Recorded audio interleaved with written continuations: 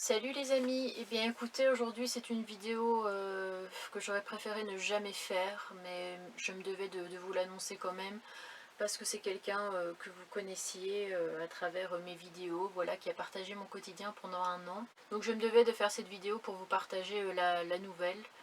Malheureusement, Daniel est décédé. L'une des abonnées d'Idriss lui a envoyé un article en fait de Ouest France où on explique qu'un homme de 65 ans a été retrouvé sans vie dans son camping-car, qui serait décédé depuis quelques jours et que ça s'est passé sur le parking d'un supermarché. Donc au départ, Idriss, qu'est-ce qu'il fait? Il appelle la gendarmerie en disant bah oui, je pense savoir qui c'est. Parce que quelques jours avant, Dan avait fait un live où il expliquait voilà, qu'il était à Falaise, qu'il était dans un hôtel, que tout se passait très bien. Même si clairement, je pense qu'on était plusieurs à se poser des questions parce qu'il était extrêmement mince et de nouveau très très blanc. Donc les gendarmes prennent l'info parce qu'il n'y avait aucun papier dans le véhicule, donc ils se demandaient un petit peu comment pouvoir joindre les enfants, la famille. Les gendarmes ont donné confirmation après que c'était bien Dan, voilà le corps qui avait été retrouvé. Ça m'a vraiment fait un choc quand j'ai appris ça. Parce que je me suis dit que c'était vraiment un dur à cuire pour avoir vécu tout ce qu'il avait vécu dans sa vie. Je repense à la fois où il est parti en période de guerre faire des photos, je sais plus dans quel pays, et il était là avec son pote pendant une semaine, sans manger, sans boire. Je me dis mais comment tu veux t'en sortir? Il s'en est sorti. Quand il s'est pris une voiture sur sa jambe, il s'en est sorti. Quand la première fois il était revenu d'Espagne et il était mal en point, et de nouveau, il voulait vraiment pas se faire soigner malgré son état catastrophique, quoi. Et malgré tout, il a été récupéré par la suite, voilà, dans un état pas très chouette. Même les médecins hallucinaient qu'ils sont encore en vie, et je me suis dit, mais il a vraiment une bonne étoile, et en fait, il va vivre jusqu'à 100 ans, cet homme-là, c'est pas possible. S'il arrive à survivre à tout ça, il peut survivre à un tas de choses. Donc voilà, il avait été pris en charge, il avait forcément un traitement et des examens, mais bon, vous connaissez Dan, voilà, il a horreur des hôpitaux, il a horreur des médecins, il a horreur des médicaments, et il pensait réellement pouvoir se soigner avec de l'homéopathie ou avec des vitamines, avec de l'eau sucrée, mais pour ces pathologies, c'était juste pas possible. Donc voilà, plusieurs fois il y a eu des épisodes, je n'ai pas très envie de parler en détail de tout ça, mais il y a eu plusieurs épisodes où même ses amis ont essayé, ses amis très proches, sa famille ont essayé de l'aider, de l'emmener à l'hôpital, et ça s'est très mal passé parce qu'il voulait absolument sortir, il voulait pas y rester.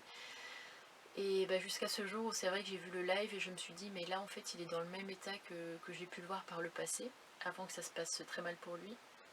Et si là il est tout seul en fait, qui c'est qui va le récupérer? Parce qu'en fait à chaque fois qu'il a fait un malaise, il était avec quelqu'un, sauf que là en fait il était, enfin pour moi en tout cas dans ce que j'ai compris dans le live, il était tout seul. Et en fait j'ai craint le pire à ce moment-là, mais moi ce que j'ai compris c'est qu'on peut pas aider quelqu'un qui ne veut pas être aidé. C'est-à-dire que même si tu essayes de faire tout ton possible pour convaincre la personne, tu peux pas l'emmener de force parce qu'il a toute sa tête, donc forcément s'il veut pas, tu peux pas lui mettre un couteau sous la gorge en disant maintenant accepte de te faire soigner, ça c'est pas possible. Après c'est vrai qu'on avait eu des rapports un petit peu compliqués fut un temps, mais c'est vrai que j'en ai pas reparlé en vidéo, mais on échangeait voilà quand même des mots quand il faisait des lives, j'allais le saluer, ça lui faisait vachement plaisir. Euh, on reparlait, on avait renoué des liens sur les réseaux sociaux. On reparlait un petit peu, alors qu'est-ce que tu fais aujourd'hui, enfin des discussions en fait qu'on aurait pu avoir par le passé, on avait retissé des liens. On n'avait pas encore prévu pour le moment de se revoir, mais c'est quelque chose qui aurait pu être envisageable parce qu'on en avait quand même envie des deux côtés. Mais je peux pas m'empêcher voilà de... Faut pas pleurer Annabelle, ça va aller. Je peux pas m'empêcher quand même de garder les bons souvenirs, de me rappeler pendant le confinement, quand on faisait des apéros, les petits feux qu'on faisait, les barbecues, quand on mettait la musique, qu'on dansait, qu'on était un peu seul au monde, parce que forcément le confinement, tout le monde était chez soi, il y avait le couvre-feu.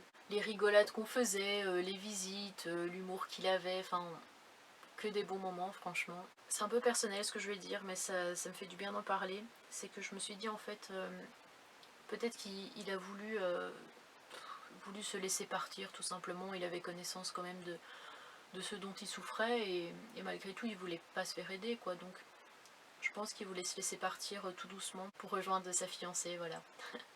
Ça m'a fait un peu pleurer en pensant à ça hier parce qu'elle lui manque énormément, et, et voilà.